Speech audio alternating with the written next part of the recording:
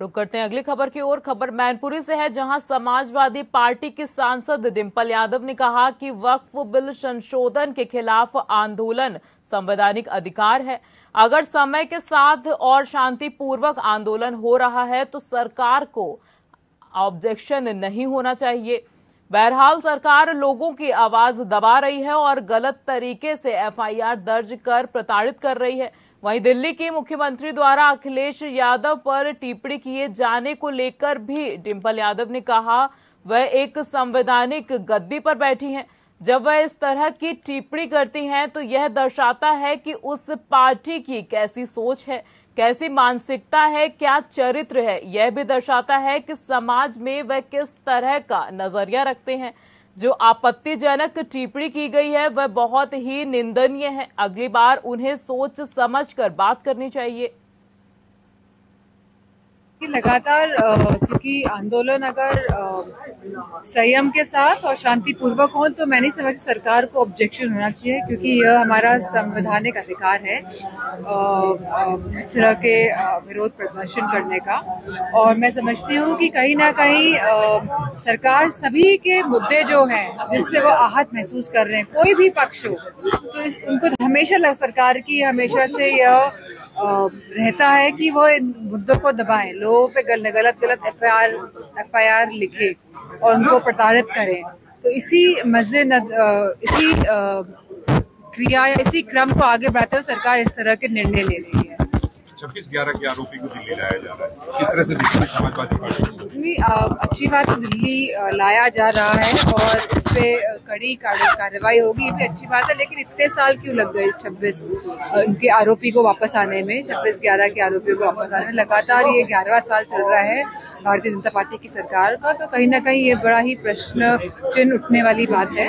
लेकिन अगर लाया जाए तो हमें पूरी भरोसा है कि कड़ी से कड़ी कार्रवाई हो जाए। अच्छा मैडम, एक आखिरी सवाल है कि आपने देखा होगा कि अब राजनेताओं की हमारे यहाँ आशा सामने देखने को मिल रही है।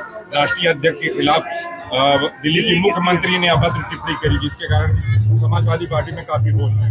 मैं बस यही कहना चाहूंगी कि अगर कोई भी पार्टी का प्रमुख जिन्होंने एक संवैधानिक गद्दी पे बैठी हैं और जब इस तरह की टिप्पणी करती है तो वो ये दर्शाता है कि उस पार्टी की क्या सोच है, क्या मानसिकता है, क्या चरित्र है, और वो किस तरह की भाषा का इस्तेमाल करके यह भी दर्शाता है कि सोसाइटी में वो किस तरह का नजरिया रखते हैं। इस तरह के लोग, इन्हें कोई भी भावनाओं के साथ, लोगों के किसी के भी साथ इनको कोई भी कनेक्ट नहीं है। कहीं ना कहीं ये भूल गए हैं कि जनता हमें जिता के लाती है और जनता ही हमें जहां स्थान पे पहुंचे हैं वह बिठाती है।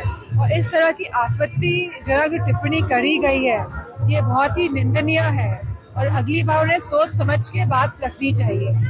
जनता की मांग को लेकर प्रोफेसर राम गोपाल ने बोला आपको सड़कों में आके आंदोलन करना पड़ेगा, जिसको लेके मेरठ के विधायक है संगीत सोम, उनका कहना ये है कि अगर आंदोलन करेंगे तो सड़कों में पीटे जाएंगे। देखिए, यही मैं कह रही हूँ कि ये दर्शाता है कि भारतीय जनता पार्टी के लोग संविधान के हिसाब से नहीं चाहते ये देश चले, वह अपने मनमाने ढंग से देश को चलाना चाहते हैं।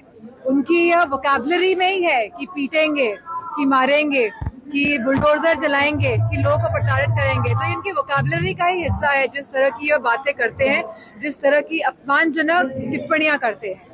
आने वाला साफ देखने को मिल रहा है कि हिंदू मुस्लिम करने जा रही है सरकार, तो समाजवादी पार्टी का क्या तैयारी है, किस तरह से उसको डिफेंड करने की? हम सभी जानते हैं कि ये चुनाव कहीं ना कहीं जहाँ उत्तर प्रदेश की गद्दी बचने का भी चुनाव है, इसीलिए लगातार एक समाज के लोगों का प्रयोग करके ये लोग चाहते हैं कि वोट में पोलराइजेशन हो, कि जिस तरह से सुविधाओं से आज पूरा प्रदेश कहीं ना कहीं अपने आप को महसूस कर रहा है कि आज सारी सुविधाएं ठप पड़ी हैं, जहां नौकरियां नहीं हैं, जहां सभी जो राज्य की जितने भी हमारे प्रॉपर्टीज हैं या जितने भी हमारी राज्य की जो एजेंसीज हैं उनका जिस तरह से निजीकरण किया जा रहा है, चाहे वो हमारे इलेक्ट्रिसिटी का हो। अब निजीकरण की जो बात सुनने में आ रही है, तो बताइए जब आप सभी चीजों का निजीकरण कर देंगे तो आप सरकारी नौकरियां कहाँ से देंगे?